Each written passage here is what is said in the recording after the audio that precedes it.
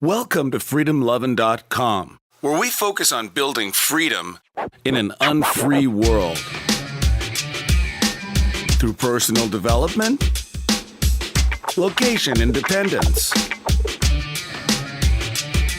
and passive income strategies.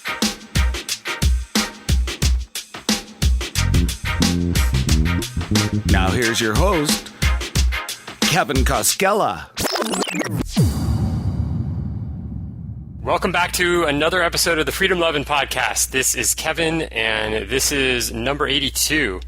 Thanks for joining me today. I have a little different type of show today. I don't have any guests on, it's just me, and I'm going to talk about a couple of books, one that I just read or I just listened to, and another one that I read years ago. And they have some overlapping qualities that I wanted to talk about that has to do with freedom and the truth. So one book is called On Truth, The Tyranny of Illusion. The other book is called The Truth. So I'll get to that in just a second.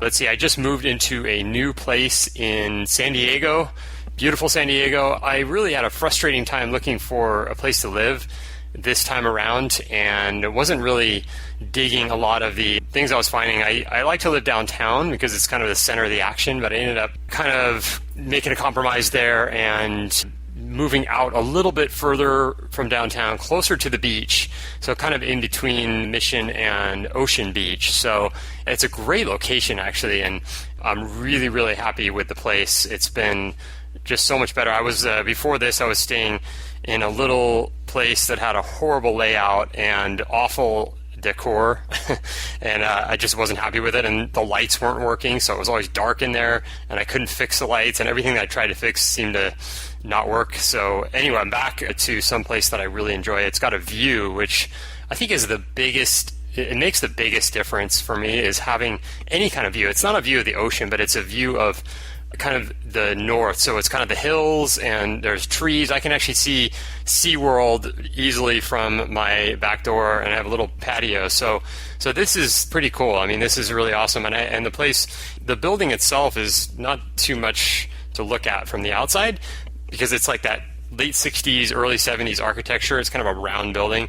The interior is really nice. It's got a pool and a hot tub, which is like the biggest hot tub I've ever seen. And then it's got a tennis court and a sand volleyball court.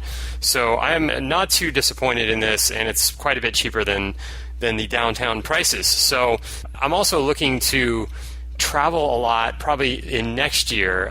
This year is like until the end of the year, I'm basically just buckling down and working on business stuff and getting things done, getting things accomplished. The other thing that I started doing recently again, which I haven't done in a while, is the credit card hacking, or the airline miles, airline points hacking. And my friend Trevor actually kind of turned me back onto it because he's kind of getting into it. And it's pretty interesting because I've gone to CVS, got a couple of these debit cards. They're called Vanilla One debit cards, and it's a really easy process, but it sometimes can take a lot of time, is what I'm finding. So you can, basically how it works is you can go and buy one of these debit cards. It's called Vanilla One, and I think it's the only one you can get here at CVS. I don't know where else they sell it. I've seen them at 7-Eleven also, but you can buy them with a credit card, and so you're basically putting money onto these debit cards with a credit card. So it's like the max is $500, and I think they're like $4. The cards themselves they cost $4, so you have to add that into what you're putting on there. So it's like you buy two cards and it's like $1,004. And then, so you have these cards and they're basically just like cash, so you can go and spend them. So then what you can do is go to the post office and you can get a money order, and then you can use that money order to pay your bills or wherever you want to pay. So I got some of these for paying my rent and my deposit for this new place, and so I earned some miles. I only got 3. I could have got more because I spent more than $1,500, but I kind of wanted to get used to the system and how it works and everything. So, but it's like 1,500 points basically for free. I mean, the card's like $4, so it's like $12 for 1,500 points. So that can work really well in a lot of ways. And you can also do this, it's called manufactured spend. So what you can do is just get those money orders and then make them out to yourself and deposit them in your bank account. And then you don't even have to have a bill, so that you can just keep doing this. Now, I don't know what the limitations are. I don't know if your bank would get on you for doing that a bunch of times, or if your credit card company might be wondering what's going on, why you keep spending thousands of dollars at CVS or 7-Eleven. So there might be some limitations there, but I did it once and it worked and no problem. So that is a way to get extra points and allow you to travel without having money, which is really nice. And I'm doing it. My goal is to be able to, the next big trip that I go on, I want to be able to go business class. And it's getting harder to do that because everyone's kind of onto these things, it seems like.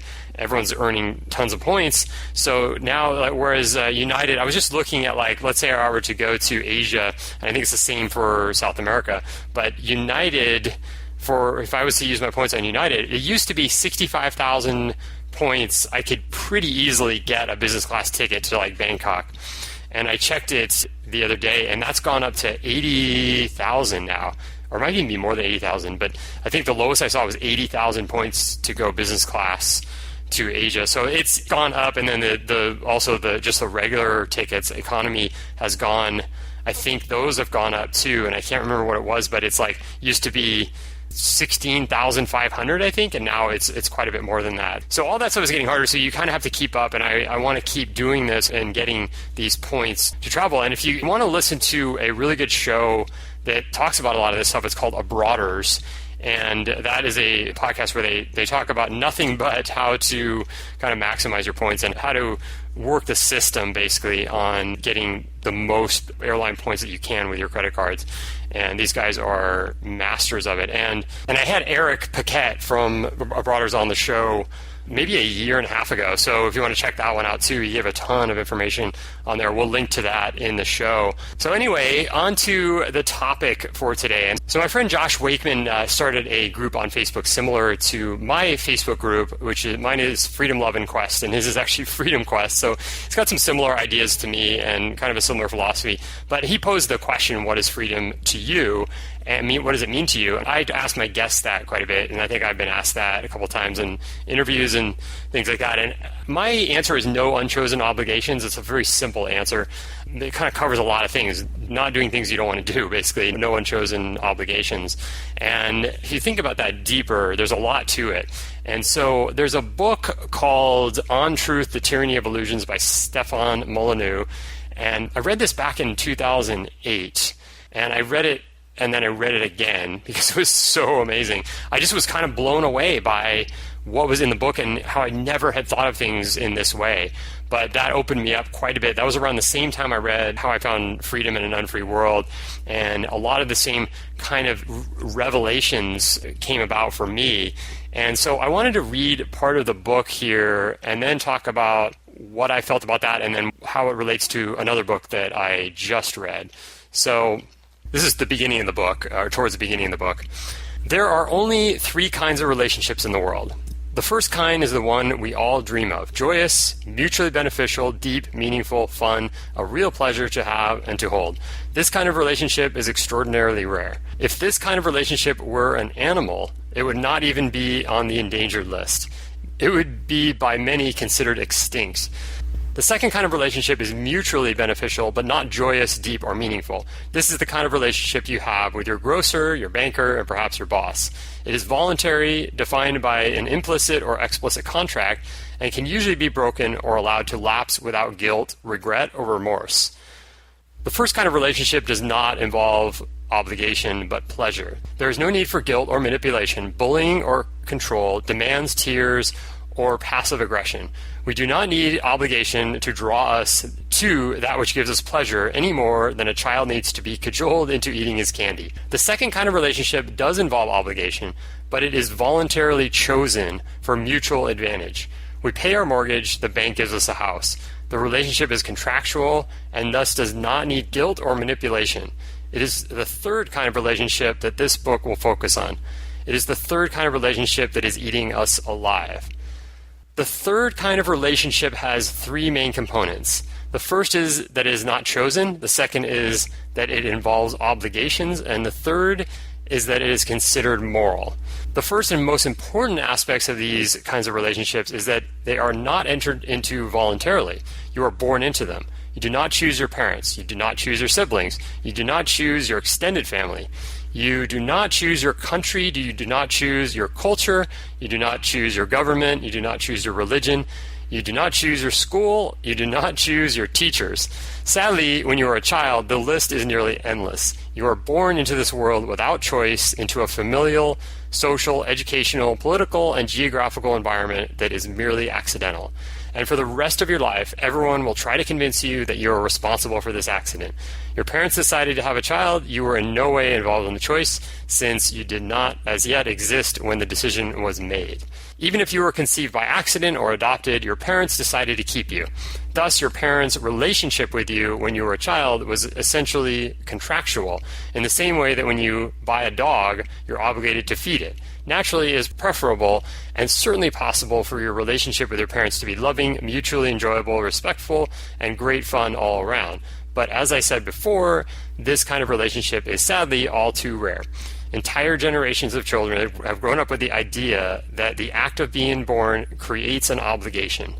So that was a pretty powerful opening to the book, and the book is only about 70 pages, I think, and it gets into some really deep stuff, so I highly recommend it. I will link to the book in the show notes. But what I wanted to highlight again is this idea of this joyous, mutually beneficial, deep, meaningful, fun, and real pleasure to have and to hold, that kind of a relationship.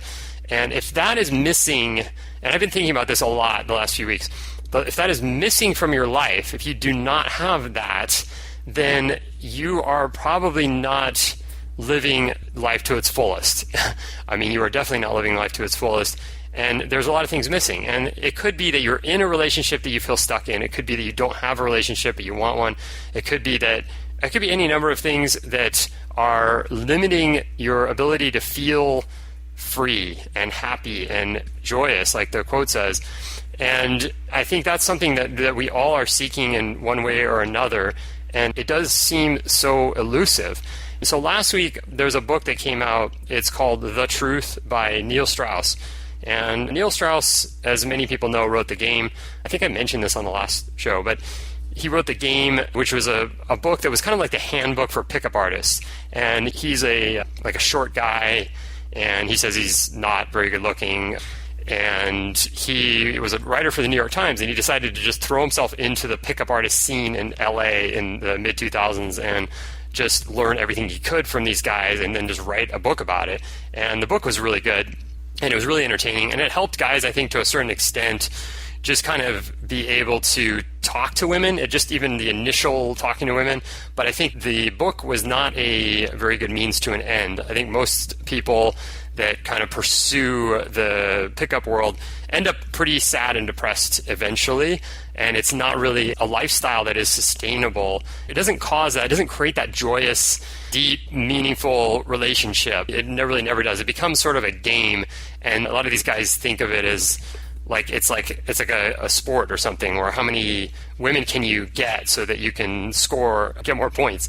And I think that's a super unhealthy way to look at the whole dating world and relationship world. And I've known a lot of people like this. I've never been in that scene in particular, but I think I became single after getting divorced right about when that stuff was really getting popular. And so a lot of guys were doing that and talking about it and having various levels of success and or failure.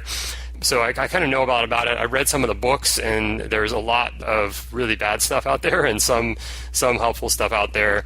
But overall, this book, when it came out, what Neil Strauss's goal is to tell his story as authentically as possible, and what happened to him after the game, after he went through this, learned how to get, he says, like pretty much any woman he wanted, he could get, and he could have sex with her, and he thought that was the ultimate stage that he wanted to be in. And so what he wanted to do with this book is to say, look, I went out there and looked for the type of relationship, the type of setup that I wanted, and I tried so many different things, and in the book I describe in detail what I did and what my conclusions were, what my realizations were throughout.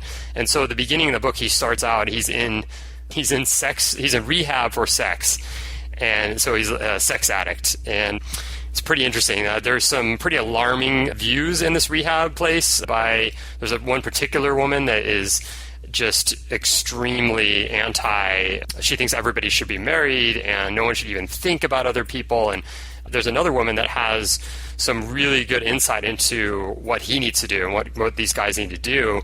And it all has to do with healing their childhood trauma. So it all goes back to that. And that's what the book kind of goes in and out of. So he goes off into different worlds like polyamory, and he goes into orgies and swinging. And then at one point he has 3 girlfriends living with him, tries that. And so I don't want to give too much away, but I'm going to read my review of this book that I wrote on Goodreads.com, where I tend to find out ideas for books to read, and then I sometimes leave reviews for books as well. This book had a deep and profound impact on me. I finished the 11-hour audio in 2.5 days. I laughed and I cried. I'd probably have to write for days to articulate everything that was so amazing about this book. Neil's transformation within the book and his vulnerability throughout were completely enlightening to me.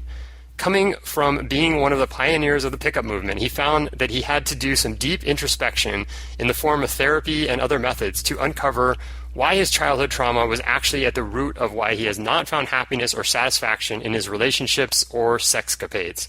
Throughout the book, and in many specific incidents, it becomes clear that not just Neil, but every woman he gets with suffer from damage caused by childhood trauma.